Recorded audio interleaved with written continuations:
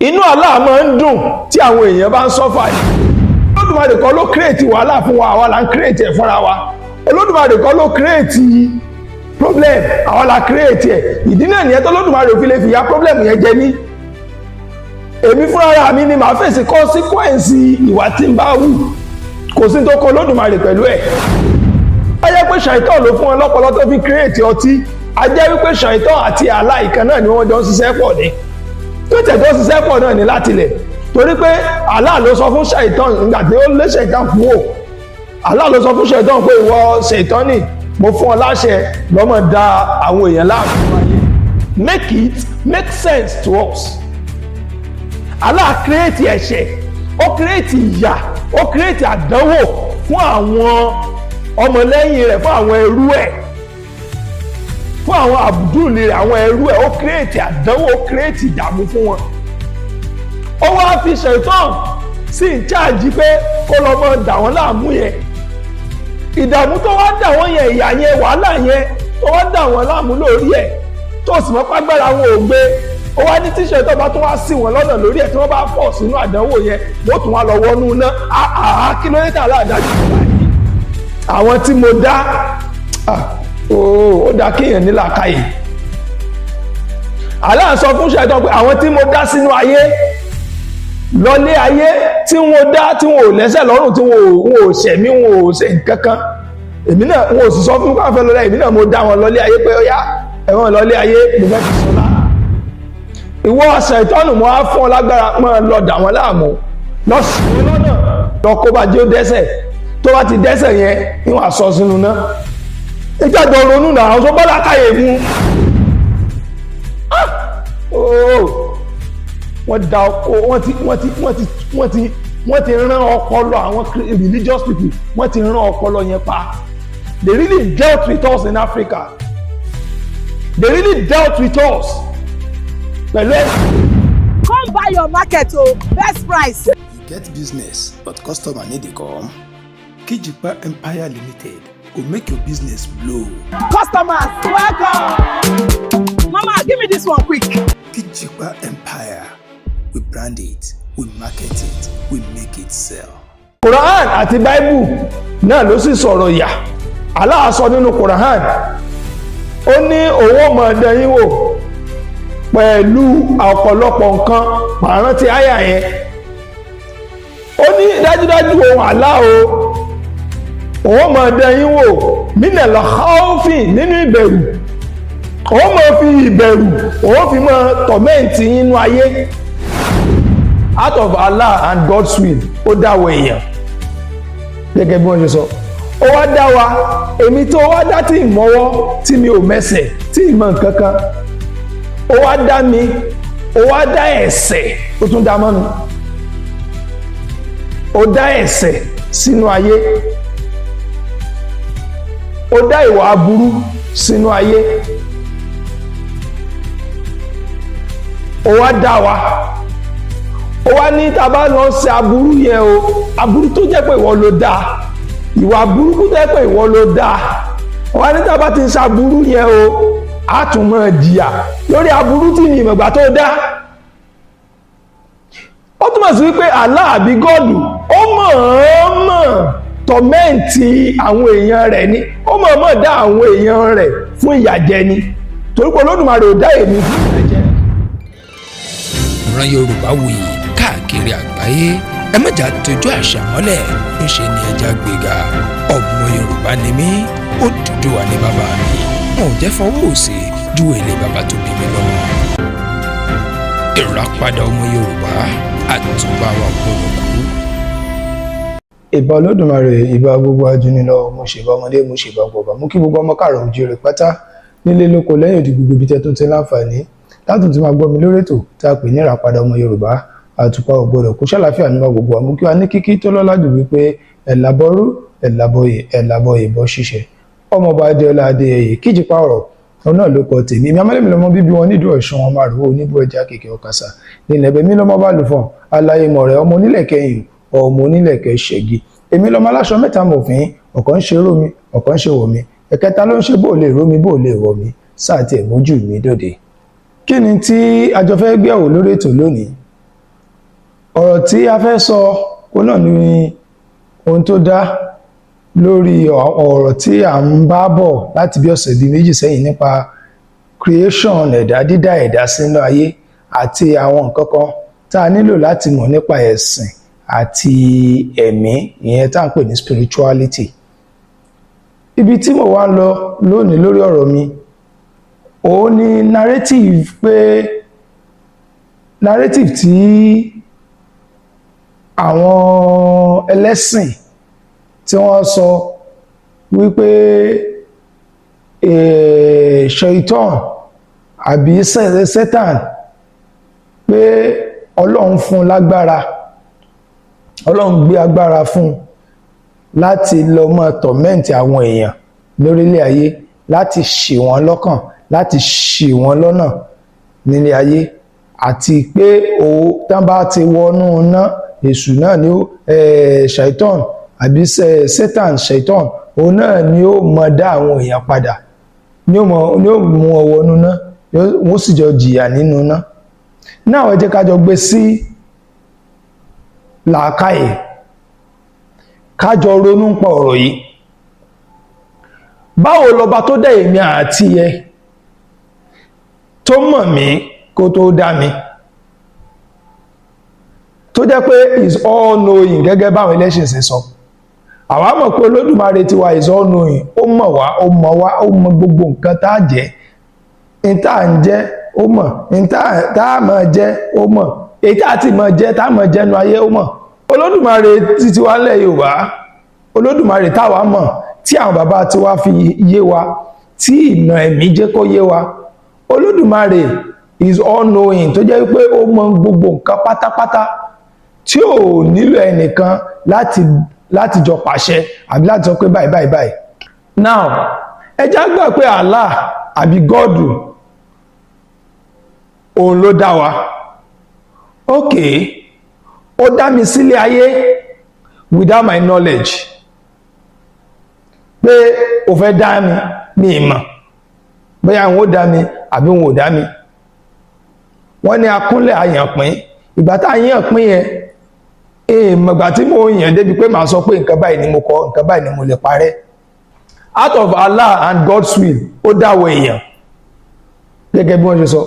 Ó wá dá wa, èmi tó wá dá tí ìmọ̀wọ́ tí mi ò mẹ́sẹ̀ tí ìmọ̀ nǹkan kan, ó wá dá mi, ó wá dá ẹ̀ṣẹ̀, ó tún dá mọ́ mi.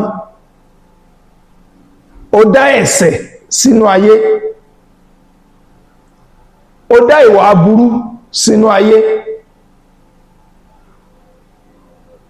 ó wá dá wa, ó wá ní tá bá lọ ṣe aburú yẹn o, aburú tó jẹ́ pé ìwọ ló dá, ìwà burúkú tó jẹ́ pé ìwọ ló dá, ó wá ní tá bá ti ṣe aburú yẹn o, á tún máa jìyà lórí aburú tí ní ìmọ̀gbà tó dá. Ó túmọ̀ sí wípé Allah àbí God ó mọ̀ọ́mọ̀ tọ̀mẹ́ǹtì àwọn èèyàn rẹ̀ ni, ó mọ̀ọ́mọ̀ dá àwọn èèyàn rẹ̀ fún ìyàjẹ ni. Torí pé Olódùmarè ò dá èmi fún ìyàjẹ, Olódùmarè ò dá ìyà fún èmi, Olódùmarè kò dá wa fún wàhálà. Ìdí náà torí pé Olódùmarè kọ́ ló create wàhálà fún wa, àwa là ń create ẹ̀ fúnra wa. Olódùmarè kọ́ ló create problem, àwa la create ẹ̀. Ìdí náà nìyẹn tó Olódùmarè ò fi lè fìyà problem yẹn jẹ mí. Èmi fúnra mi ni màá fèsì consequence ìwà tí ń bá wù, kò sí tó kọ Olódùmarè pẹ̀lú ẹ̀. Àmọ́ Allah ń tiẹ̀ gẹ́gẹ́ bí philosophy àwọn ẹlẹ́sìn, òun ló dáyé, òun ló dá ọ̀run, òun ló dá gbogbo èèyàn, òun ló dá ẹ̀ṣẹ̀. Ọtí àwọn mùsùlùmí ẹ má mutí, ẹ má mutí, Allah ló dá ọtí. Kí ni ìdí tó fi jẹ́ pé Allah ló dá ọtí? Ó ní pé ibi tí wọ́n ti ń tán fi ń po ọtí, ń tán fi ń ṣe ọtí, ewé ni nǹkan nǹkan gbogbo ẹ̀ tán fi ń ṣe ọtí, Allah ló create ẹ̀. Àbí bẹ́ẹ̀ kọ́? Ọpọlọ tí wọ́n fi create ẹ̀, Allah ló fún wọn. Àbí ṣé ṣàìtọ́ ló fún wọn lọ́pọlọ tó fi create ọtí? Tó wá jẹ́ pé ṣàìtọ́ ló fún wọn lọ́pọlọ tó fi create ọtí, a jẹ́ wípé ṣàìtọ́ àti Allah ìkan náà ni wọ́n jọ ń ṣiṣẹ́ pọ̀ ní. Tó tẹ̀ tó ṣiṣẹ́ pọ̀ náà ní látilẹ̀. Torí pé Allah ló sọ fún ṣàìtọ́ nígbà tí ó lé ṣàìtọ́ kúrò. Allah ló sọ fún ṣàìtọ́ pé ìwọ ṣàìtọ́nì, mo fún ọ láṣẹ lọ́mọ da àwọn èèyàn láàmú nínú ayé. Àwọn tí mo dá, ó dá kéèyàn ní làákàyè. Allah sọ fún ṣẹ̀tán pé àwọn tí mo dá sínú ayé lọlé ayé tí wọ́n dá tí wọ́n ò lẹ́sẹ̀ lọ́rùn tí wọ́n ò ṣẹ̀mí wọ́n ò ṣe nǹkankan, èmi náà wọ́n ò sì sọ fún káfẹ́ lọ́lá, èmi náà mo dá wọn lọlé ayé pé ó yá ẹ̀wọ̀n lọlé ayé mo fẹ́ fi sọlá. Ìwọ ṣẹ̀tánù mọ́ á fún ọ lágbára mọ́ lọ dà wọ́n láàmú, lọ ṣì wọ́n lọ́nà. Tí mo dá ohun tí ò mọ ẹ̀ṣẹ̀ tí ò tẹ̀ mọ́ tí ń tán pè lẹ́ṣẹ̀ lọ dẹ́ṣẹ̀ sí lọ́rùn, lọ kó bá jẹ́ ó dẹ́ṣẹ̀, tó bá ti dẹ́ṣẹ̀ yẹn níwọ̀n àsọ sínú náà. Ìjọba ronú náà ṣọ́bọ́lá káyè mú irú àwọn ìtàn wèrè yẹn, ṣọ́bọ́lá káyè mú.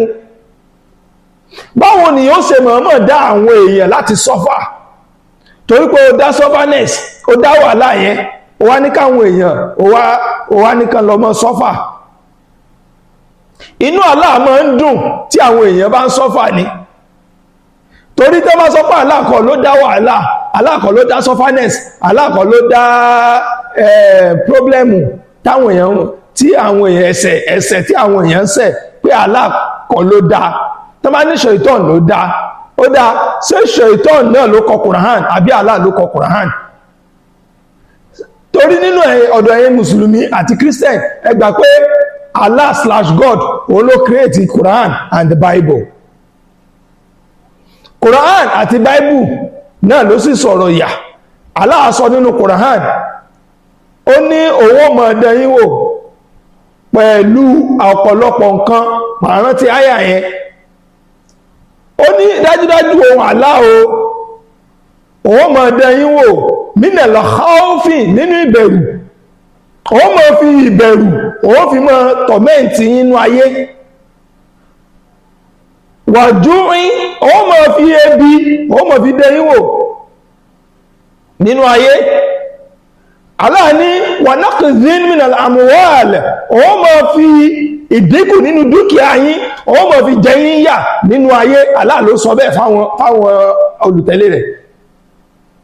Wa naqzin minal amwal, òun máa fi ìdínkù nínú dúkìá yín, òun máa fi tọ̀mẹ́ǹtì nínú ayé. Wa nafsin, àti ìdínkù nínú ẹ̀mí, ẹ máa kú, ẹ máa pa yín, ẹ máa rí tí ó máa jẹ yín láyà, ẹ̀kàn lẹ́la ìdé wà kí gẹ́gẹ́ kàn pa yín lákẹ́rù ọdẹ́ ìgbà ha kí lélẹ̀. Allah ló fi máa ṣe kí ni, ó fi máa tọ̀mẹ́ǹtì yín. Allah ló máa tẹ́ bí tọ̀mẹ́ǹtì yín. Ẹni tó ṣiṣẹ́ tó ti kọ́lé tó rówó tó dàmú kó tó rówó kọ́lé tó ra mọ́tò, Allah ní òun máa fi ìdínkù nínú dúkìá yẹn. Ó lè ní kílé yẹn kàn sàdédé jóná lẹ́ẹ̀kan náà, kí mọ́tò yẹn kàn jóná lẹ́ẹ̀kan náà, Allah ló fi máa tọ̀mẹ́ǹtì yín nínú ayé. Wàsámọ̀rọ̀ tí wọ́n bá ṣírí sọ̀bẹ̀rẹ̀, ó ní gbogbo nǹkan pátá ló fi dẹ́yìn wò, ó fi àdánwò tí tẹ́ pé ẹ̀mí yín gan gbọ̀n, ó fi máa tọ̀mẹ́ǹtì yín ẹ̀yin Mùsùlùmí. Ó ló fi máa tọ̀mẹ́ǹtì yín. Ó ní gbogbo tó wá ń sọ tó máa ti fi tọ̀mẹ́ǹtì tó ti fi àyí jẹ yín tó ti gbogbo àdánwò ìkan yìí, wọ́n bá ṣírí sọ̀bẹ̀rẹ̀. Ó wá ní ìwọ Mọ̀ọ́mọ̀, ẹni tó bá ti lè ṣe sùúrù nu wọn lórí ìyà tí mo fi ń jẹ yẹn, lórí ìdààmú tí mo ń gbé bá yẹn, tó bá ti lè ṣe sùúrù, àwọn yẹn òun ni ó fún nírò dùnú pé àwọn lẹni tó jèrè. Now àdánwò tálà wá create yẹn, gbogbo wàhálà àdánwò tálà wá create yìí, ó wá gbé gbogbo àdánwò yẹn gẹ́gẹ́ bí a ṣe kọ́ wa nílé kéwú, gẹ́gẹ́ bá ṣe mọ̀, ó wá kó gbogbo àdánwò yẹn, ó wá kó lé Ṣaitan lọ́wọ́. Tí wọ́n bá ti wá fẹ́ ṣe problem tí wàhálà kan Ṣaitan ni, Ṣaitan ló ṣì wà lọ́nà, Ṣaitan ló ní ká lọ́mọ ṣe kinní kan, Ṣaitan ni onímọ̀ ní whisper burú sí yàn lọ́kàn, Ṣaitan ló sọ fún ọ pé lọ ṣe báyìí, Ṣaitan ló sọ fún ọ pé lọ dẹ́ṣẹ̀, Allah ló sì create ẹ̀ṣẹ̀ tí Ṣaitan tó ní kẹ́ lọ dá. Make it make sense to us. Make it make sense to us. Allah create ẹ̀ṣẹ̀, ó create ìyà, ó create àdánwò fún àwọn ọmọlẹ́yìn rẹ̀, fún àwọn ẹrú ẹ̀, fún àwọn àbùdúlì rẹ̀, àwọn ẹrú ẹ̀. Ó create àdánwò, ó create ìdààmú fún wọn. Ó wá fi Ṣaitan sí in charge pé kó lọ mọ́ dà wọ́n láàmú yẹn. Ìdààmú tó wá dà wọ́n yẹn, ìyà yẹn, wàhálà yẹn tó wá dà wọ́n láàmú lórí ẹ̀, tó sì mọ́ pàgbára wọn ò gbé, ó wá ní tíṣẹ́ tó bá tún wá sí wọn lọ́nà lórí ẹ̀ tí wọ́n bá fọ̀ sínú àdánwò yẹn wọ́n tún wá lọ wọnú iná kí ló dé tí Allah dájú tó báyìí kí ló dé tí Allah àti God dájú tó báyìí torí the Bible God ó create sin ó ló create sin ó fi Satan ó fi ń dààmú àwọn èèyàn àwọn pastors àwọn ní God kan ló create sin wọ́n ní èṣù ìyẹn táwọn tú sí èṣù kìí ṣe èṣù tí lè bàbá ti wá o táwọn tú sí èṣù lọ́dọ̀ wọn Satan ní wọ́n ní onímọ̀ mú àwọn èèyàn dẹ́ṣẹ̀ ok onímọ̀ àwọn èèyàn dẹ́ṣẹ̀ ṣé òun ló create ẹ̀ṣẹ̀ yẹn àbí God ló create ẹ̀ṣẹ̀ yẹn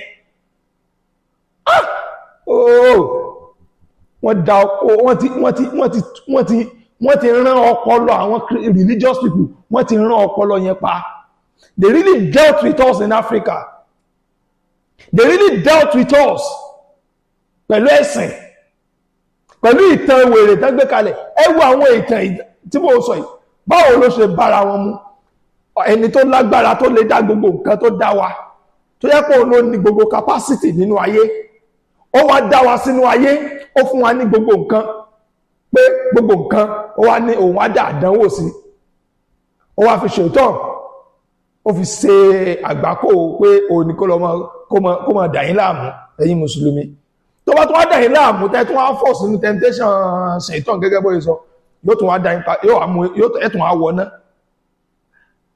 àdìsí kan wà tí mo kà tẹ́ kó bà mí lọ́kàn jẹ́ púpọ̀ àtẹ́ni tó ṣe dáadáa nú ayé àtẹ́ni tí ò ṣe dáadáa gbogbo ẹ̀dá pátápátá ní ọ̀tọ̀ náà wò gbogbo ẹ̀dá ní ọ̀tọ̀ iná tí aláyín dá iná tí aláyín dá yẹn gbogbo ẹ̀dá ní ọ̀tọ̀ wò kí ló tí aláàdájú tó bá kí láwọn ok kí ni ẹ̀ṣẹ̀ ẹ̀yin mùsùlùmí kí lẹ̀ṣẹ̀ yín kí lẹ̀ṣẹ̀ fún Allah gan tó fi jẹ́ pé ìgbésí ayé tẹ́ wá gbé ìgbésí ayé ìdààmú ni tó fi jẹ́ pé ìdààmú yẹn náà lẹ́tùn lọ bá nù náà tẹ́ bá tún kú tán we need to think kẹ́ẹ̀lẹ́ understand wípé the story of ibi tí àwọn wípé the story of creation the story of Allah the story of God nínú Bible the story pé wọ́n create kìíní kan Allah ṣe gbá báyìí Allah wá fi àjẹyàn nù náà it is fictitious àwọn lárúbáwá àwọn Rome ni wọ́n hun àwọn story yìí láti dá ọpọlọ àwọn èèyàn rú láti kó ọpọlọ àwọn èèyàn sínú agolo lọ́bí ní religion is the opium of the masses religion is the opium of the masses wọ́n lò ní religion láti kó ọpọlọ àwọn èèyàn sínú agolo ni láti kó làákàyè àwọn èèyàn sínú ibìkan ni láti lè má jẹ́ kí èèyàn lè ronú straightforward. That is the work of religion. Àmọ́ gẹ́gẹ́ bí ọmọ Yorùbá tó jẹ́ ọmọ Yorùbá gidi láti ilẹ̀ kí wọ́n tó gbé gbogbo ẹ̀sìn rẹ́dẹ̀rẹ́dẹ̀ wá sílẹ̀ Yorùbá. We have our own way of thinking. We have our own way of reasoning. Ló fi jẹ́ pé tí nǹkan kan bá ṣe àwọn bàbá ọláyé jọ́ tí aburú kan bá ṣẹlẹ̀ sí wọn. Wọ́n mọ̀ pé nǹkan aburú tó ṣẹlẹ̀ yẹn ó ní ìdí tó fi ṣẹlẹ̀. Wọ́n á ṣe findings wọn kí ló fà á. Àwọn bàbá wa believe nínú ẹ̀kọ́ tí wọ́n kọ́ wa tí àwọn bàbá wa fílẹ̀ fún wa wọ́n jẹ́ ká mọ̀ pé ìṣẹ́kọ̀ ìdédé ṣẹ́ pé bí ó bá nídìí obìnrin yìí jẹ́ kúmọ́lú there will always be a reason for something to happen tí nǹkan yẹn bá ṣẹlẹ̀ wọ́n wá bí fálẹ̀rẹ̀ náà fi jẹ́ pé everybody ló ní spirituality tiẹ̀ ní gbogbo àgbáyé wọ́n wá gbé fájẹlẹ̀ wọ́n bí fálẹ̀rẹ̀ pé kí ló ń ṣẹlẹ̀ ìfà ó sì tọ́ka pé nǹkan báyìí ló fà á nǹkan báyìí ló ṣẹlẹ̀ ẹ lọ ṣe báyìí tẹ́ bá ti ṣe báyìí nǹkan yóò ṣe kíni yóò kúrò tẹ́ bá dẹ̀ ṣe nǹkan yẹn àlàáfíà máa dé padà. That is the level of our own spirituality. Bẹ́ẹ̀ náà ló wà nílẹ̀ lágbáwá wọ́n ní spiritual wọ́n ní báwọn náà ṣe communicate pẹ̀lú àwọn tí wọ́n believe pẹ̀lú àṣẹ̀dá dẹ́dà wọn táwọn pè ní Allah. Àwọn Rome wọ́n ní the way bí àwọn náà ṣe ń ṣe tí wọ́n bẹ́ẹ̀ ni gbogbo àgbáyé ṣe ní. Why tí ẹ máa wá abandon spirituality ti yín? Why tí ẹ máa wá fi làákàyè tó lódùmarè fún àwa gẹ́gẹ́ bí ọmọ Yorùbá tó fi dá ilé ayé tó gbé kalẹ̀? fún wa tá a fi control life wa why táwọn fẹ́ gbé kalẹ̀ láti lọ embrace in tí ò sí nínú ìtàn reasoning wa. The so-called Quran tẹ́ ń sọ yìí èyàn kan ló kọ́ náà tó sọ pé òun gbọ́ òun gba ìmísí òun wà ní kinní kan ta ló wọ́n bẹ́ẹ̀ gbà tí ń gbà á. That is why they are all filled with lies, filled with different atrocities. Ẹ jẹ́ ká ronú. The majesty of the Creator, ẹni tó dá ayé òun ọ̀run, Olódùmarè, agbára ẹ̀ kọjá pé kó ní kẹ́nìkan lọ máa dààmú àwọn èèyàn. Olódùmarè kì í dààmú wa tiwa. Olódùmarè kọ́ ló dààmú wa. Ìwọ ọwọ́ kálukú ní kálukú ń jẹ, èrè sí ọwọ́ kálukú ní kálukú ń jẹ nú ayé. Kìí ṣe pé Olódùmarè ó wá dá wa tán, ó wá dá ìyà tiwa. No, Olódùmarè ò dá ìyà tiwa lẹ́ Yorùbá. Olódùmarè ò dá àdánwò ti àwa. Àmọ́ torí pé life is created with challenges, pé a máa rí àwọn challenge. Kìí ṣe pé Olódùmarè wa create challenge pé tẹ́bá ti wá challenge, tẹ́bá ti ṣe sùúrù, ó tún wá dá iná pẹ́ lọ wọná. Kò sí iná kankan bìkan bẹ́ẹ̀ ni kò sí àlìjẹ́nà kankan bìkan. Àlìjẹ́nà tẹ́yìn pè ní àlìjẹ́nà, àwọn Lárúbáwá ni wọ́n pè lóko tí wọ́n hàn bó ṣe wù wọ́n ni. Nílé ayé ń bí lọ́dọ̀ tiwa nílẹ̀ Yorùbá tiwa ń bí, gbogbo ẹ̀dá pátápátá tó bá wù aburú yóò gba ẹ̀san aburú ẹ̀. Kó tó kò láyé ní ó ti mọ̀ gbẹ̀sẹ̀, tó bá tó kú tán yóò mọ̀ gbẹ̀sẹ̀. Ẹ̀san yẹn òun náà ni pé tó bá ti kú, tó bá ti lọ, ó ti lọ nìyẹn. Yóò padà wọ́n ẹ̀mí ẹ̀ wọ́n dá padà wá nú ayé ni. Ìyẹn kó mọ̀ àwọn kó mọ̀ lọ, àwọn kó mọ̀ dé ni. Gbogbo ẹ̀mí gbogbo àtàwà nú ayé láti wálé ayé rí. Wíwáyé tá ti wáyé rí láti mọ̀ débò mí gbà mí tó wá táwọn ẹ̀kọ́ àti débẹ̀ rí. Ẹ̀kọ́ mo ti débì báyìí rí, ó sì débẹ̀ rí. Àmọ́ torí pé ẹ̀mí tó lọ náà ló ń padà. Ẹni tó bá wá ṣe rere nínú ayé, tó bá wùwà rẹ̀ tó kọ́ ní ayé àkọ́kọ́ tó kọ́ wá, tí wọ́n bá dá padà sínú ayé, wọ́n dá ẹ̀mí ẹ̀ padà náà sí ara èèyàn rẹ̀ tí ó wà sáyé ní èèyàn tí ó wà tún ṣe dáadáa nú ayé. Ẹni tó bá wù aburú láyé, ẹ̀mí ẹ̀ tí ó bá padà pọ́dọ̀ lè padà sáré ẹranko. Ẹ̀mí ẹlòmíì ó lè wáyé tó yẹ pé yóò padà yóò wá ya wèrè, yóò padà tí ó di wèrè. Tọ̀mẹ́ǹtì ìwà aburú yẹn nìyẹn. Ó náà bàbá wa fi mọ́ sọ pé ká ṣe dáadáa. Láwọn bàbá wa fi mọ́ ní ẹ ṣe dáadáa torí òní kọ́, torí ọ̀la ni. Torí tí ẹ padà lọ bá nígbà tá bá kúrò láyé tán. Ẹ jẹ́ á ronú, ẹ jẹ́ ká gbé làákàyè, ká gbé jókòó, ká fi ronú, ká mọ ọ̀tún, ká mọ yàtọ̀ sósì, ká mọ̀ jẹ́ káwọn èèyàn da ọpọlọ wa rú mọ́. Títí ìgbà míì tẹ́lẹ̀ àǹfààní àti pàdé mi lórí ètò ìtàpé ní àpàdé ọmọ Yorùbá. Ọmọọba Adéọlá Adéyẹyè Kijipa òun ló kọ tèmi, èmi ò ní kú, ẹ̀yin náà ò ní kú, ó dìgbà kan náà. Ìràpadà ọmọ Yorùbá, àtúbà wa kò lọ kú.